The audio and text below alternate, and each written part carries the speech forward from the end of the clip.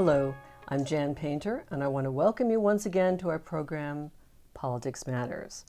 We are privileged to welcome as our guest today Fred Hudson, Second Vice Chair of the Virginia Democratic Party. Welcome, Fred. Thank you, Jan. It's nice to be here. Fred Hudson is a lawyer who earned his JD from American University in 1969.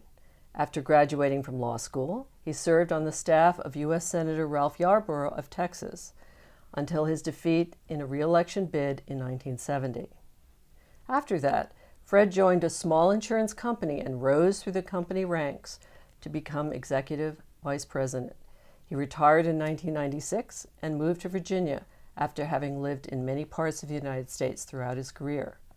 Fred Hudson has been extensively involved in party politics, holding many positions within the Democratic Party, from precinct chair to Albemarle County Party chair to 5th Congressional District Committee member and chair.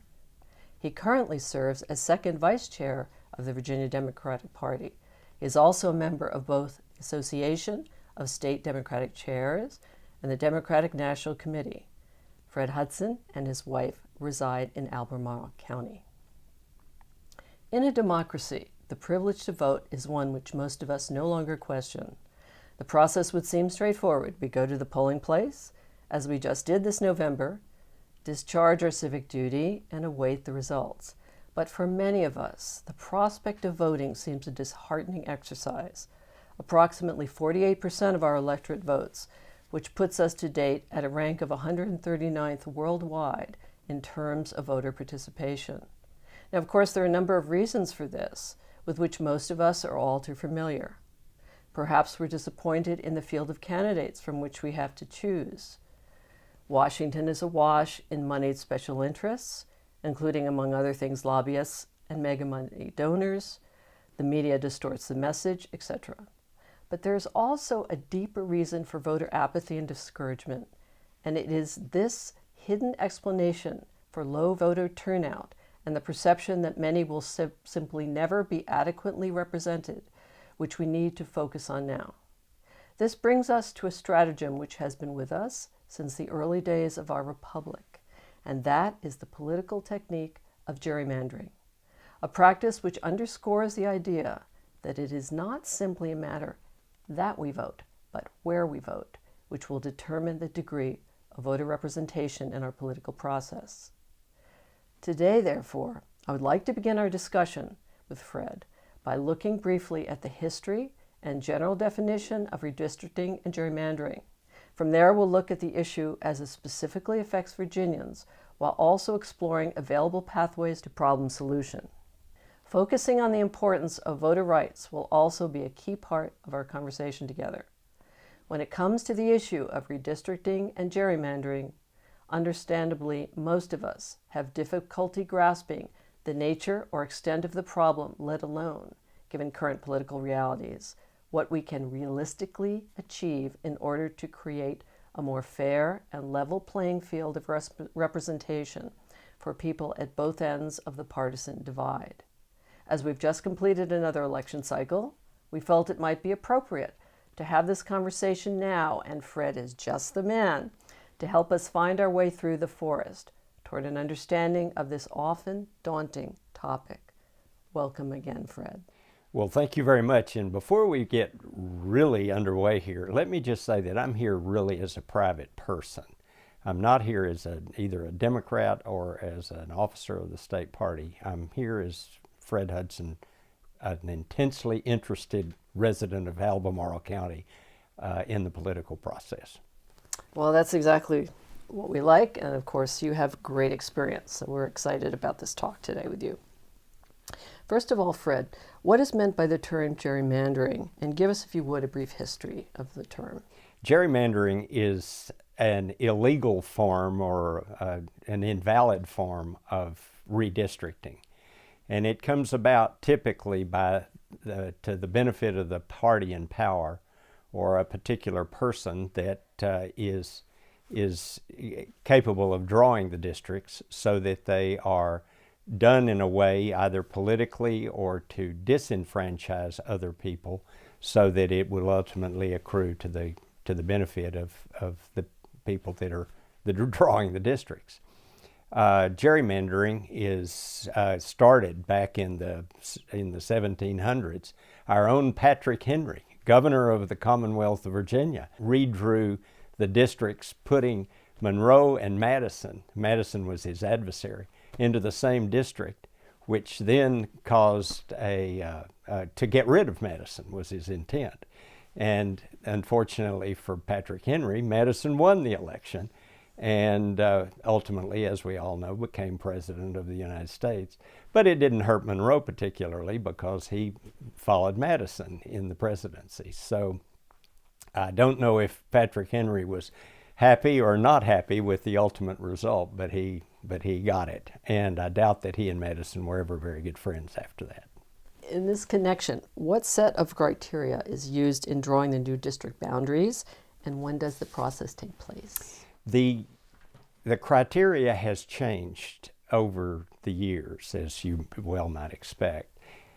There are actually two bases that are done, and the Supreme Court, by the way, did not get involved in it for years, well, frankly, until 1960, because they considered it a political act, and as a political act, the legislature should be the ones that were in control of the process, which makes perfect sense from a legal point of view.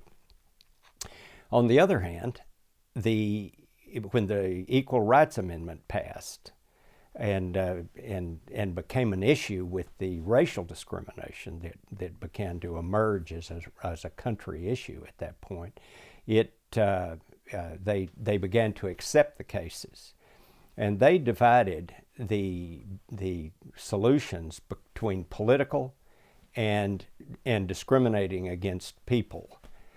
For example, let's take the 5th Congressional District for a minute on that.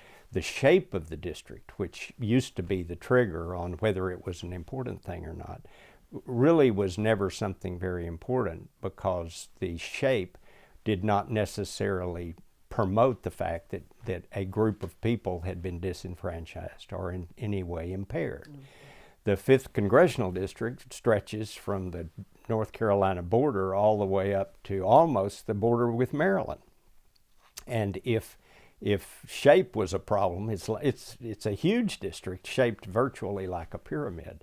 And if shape were an issue, then it would have been a problem with the reviews of the type of district that it was.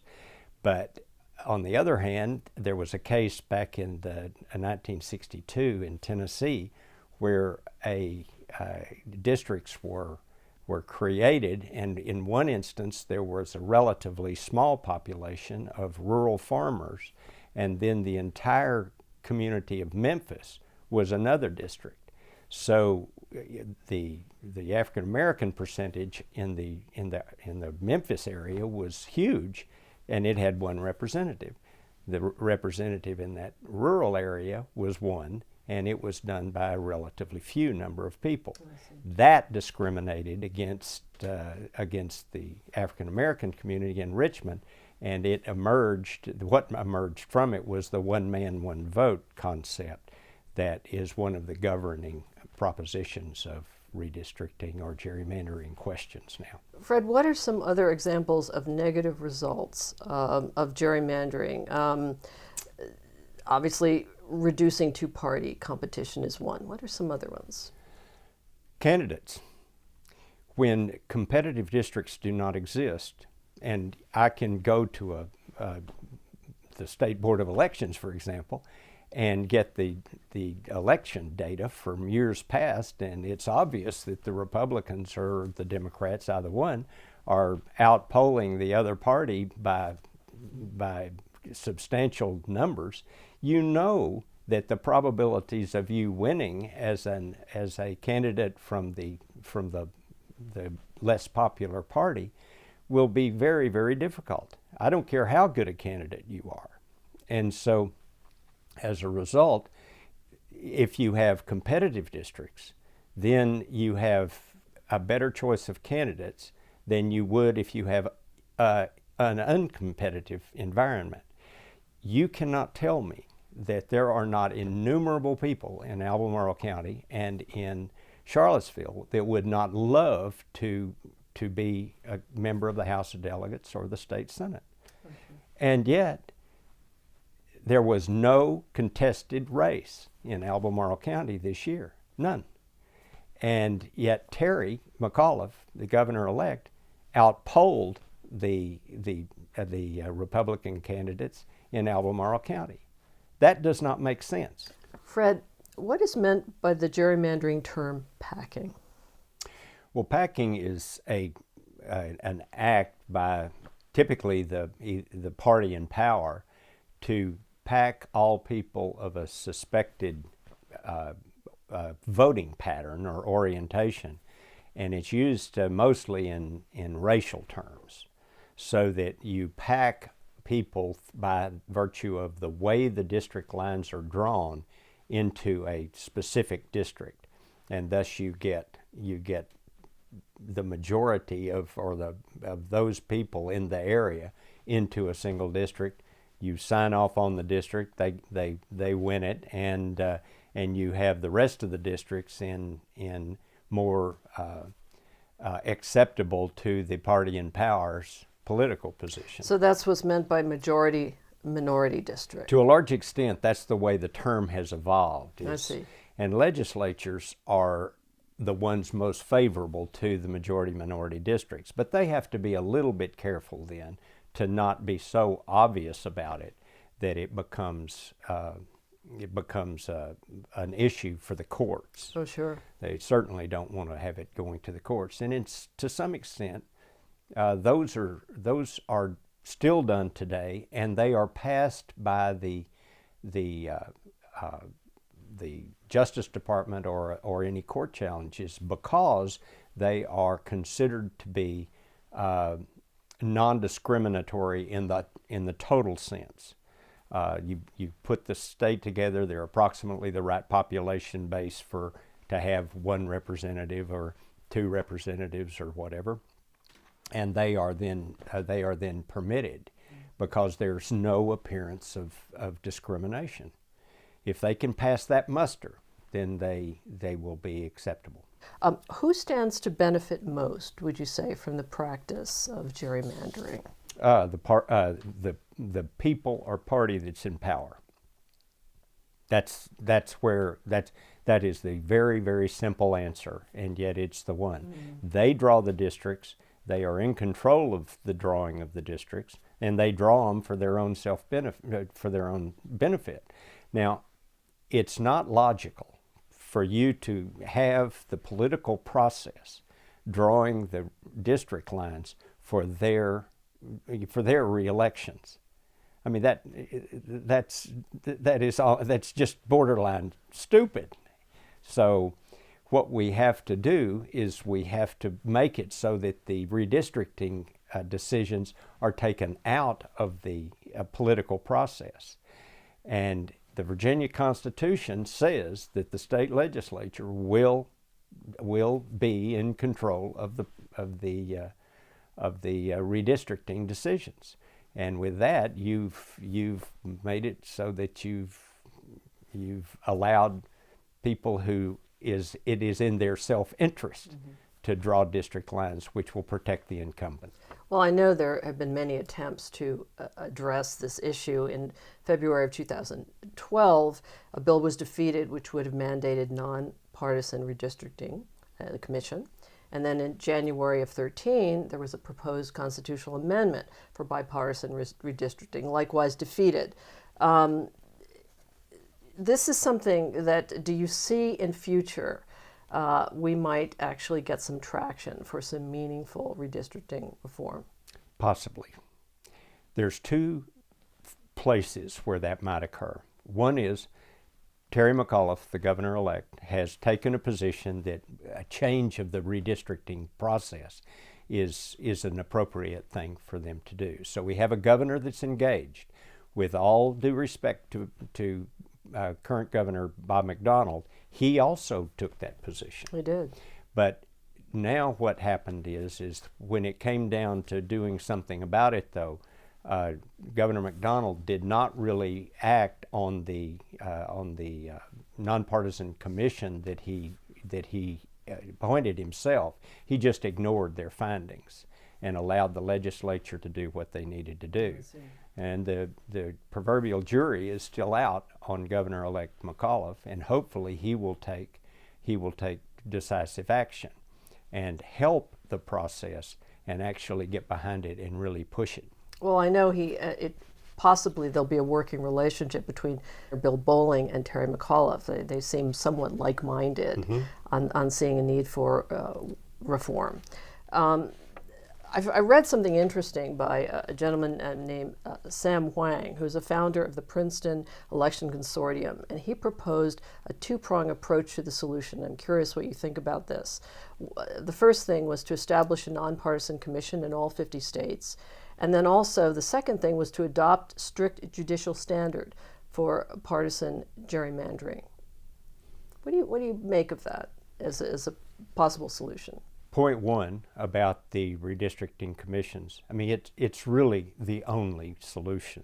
If you continue to use the political process as a way of redistricting, we will never be able to extract ourselves from this continuing series of problems. Now, currently there are 6 states, I believe, that have redistricting commissions, nonpartisan commissions. I had the opportunity recently to talk to a representative from Iowa who has one, and he said it works absolutely beautifully, and that the group that does the selection, or our Division of Legislative Services would be the counterpart. It's the group that operates in between the two parties in the legislature and does things for them which they have to work with both sides. So in effect, it's about as nonpartisan as you can get. There can be some tweaking by the people involved, the elected officials, because they know their districts very, very well. On the other hand, they would not be the ones who would have the ultimate final decision.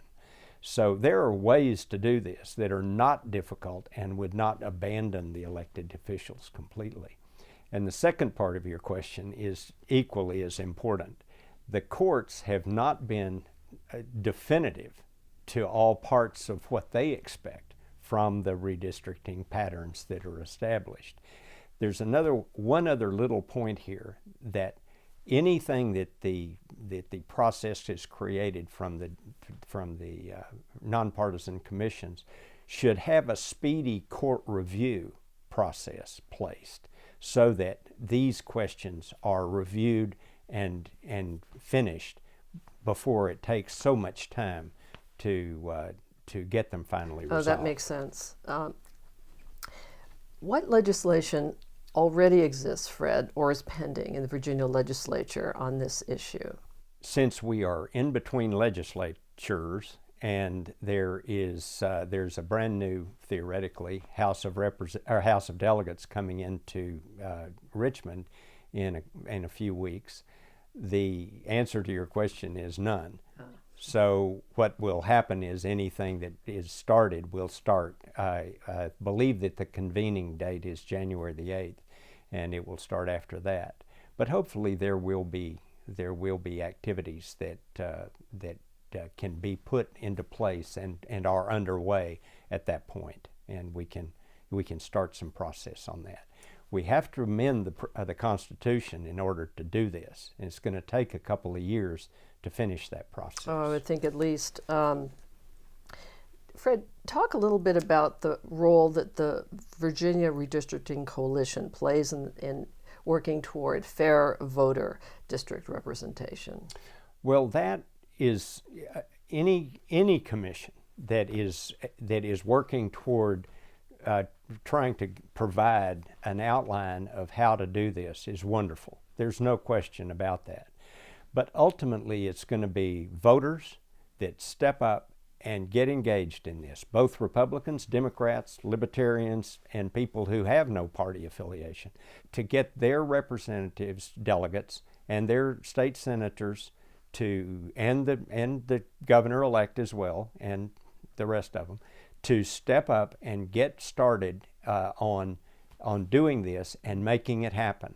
It's ultimately got to be the voter engagement. But when you look at 42.5% that are voting last time, the possibilities of that are going to require people like you on this program and an awful lot of other people out there trying to motivate the voter to get out and do what they need to do, which is take control of their government again and the processes that are involved in their government. Well, I know another group that's been very active and interested in this is the League of Women Voters, which you and I have discussed before. So Fred, in your view, do you think it will ever be feasible to separate partisanship from the redistricting process, given the increasing geographical polarization that exists between the two parties? That's a hard one because we are almost self-packing ourselves or self-gerrymandering ourselves with the way our population moves along. I had the pleasure of living in another country several years ago, and there the population base, they have allowed great immigration, and the population base is actually clustering, and you are getting that very same thing happening kind of almost automatically. With the immigration debate that we are having in this country right now, or probably more appropriately said, the lack of debate that we're having in this country right now, the fact is that we are going to get that result with the Hispanic group and with the African American group, perhaps, but not as much in my guesstimation.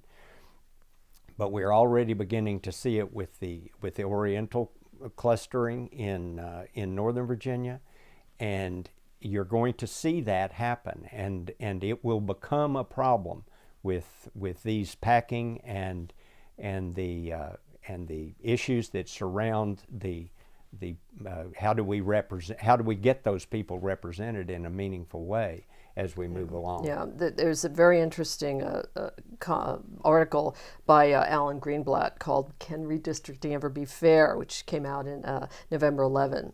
And he cites an author, Bill Bishop, who notes that people appear to be moving to places where they find those who look, think, act, and vote like they do, in the great book called The Big Sort. Greenblatt goes on to note that people pick up on the cultural clues, and you're alluding to this, that suggest areas where they think they'd be most comfortable. So, this is another issue that people probably need to be talking about. Well, and it just lends more credence to your point a minute ago, or I should say Professor Wang's, where he said that we need clear court guidelines as we move along here, because with the immigration, the way the world is changing, the immigration into this country is going to be such that we are going to have increasingly difficult problems as we move along through the next decades.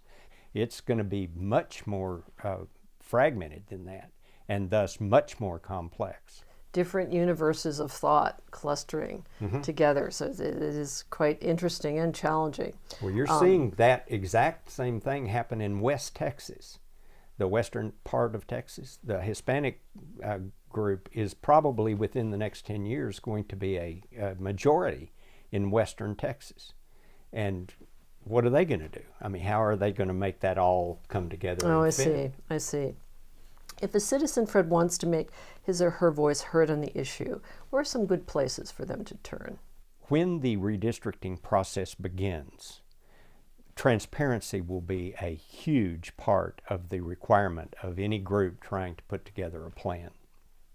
Whatever however the nonpartisan commission takes shape, it will require an enormous amount of public input. That is going to be the place to do it.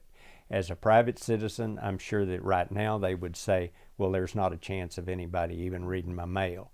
But at the same time, a year from now, if we're lucky and we get this process started, then the nonpartisan commission will, around the Commonwealth, will be holding hearings, as they did the last time, in all fairness, and they will collect an awful lot of input and data from the people that will appear before them and speak. Which means people need to write, email their lawmakers, Absolutely. make their voices heard on this issue. We're back to voter participation. Absolutely, absolutely. I would like to thank our guest today, Fred Hudson, for so generously giving of his time to enlarge our understanding of the impact and implications of redistricting on the democratic process, both for Virginia and for the nation as a whole. Fred, thank you so much for doing this. This was a pleasure and very, very good learning experience for me. Well, it's always good to talk about redistricting. Thank you at home for joining our conversation. If you'd like more information concerning the topic under discussion today, we invite you to take a look at our website at politicsmatters.org. We will be posting a number of books, articles, and relevant links on many of the issues under discussion today there for you. You will also find a complete archive of all prior Politics Matters broadcasts, which you may watch in their entirety at any time. We'll also be posting extended versions of the interviews online as well, and we will continue to be adding and updating more content. As always, we are very interested in hearing from you with any ideas, questions, and concerns for future programs. We encourage you to email us at jan@politicsmatters.org. We are on PBS WVPT on the last Sunday of every month at 11:30 a.m. Thank you again, and until next time, I'm Jan Paynter, and this is Politics Matters.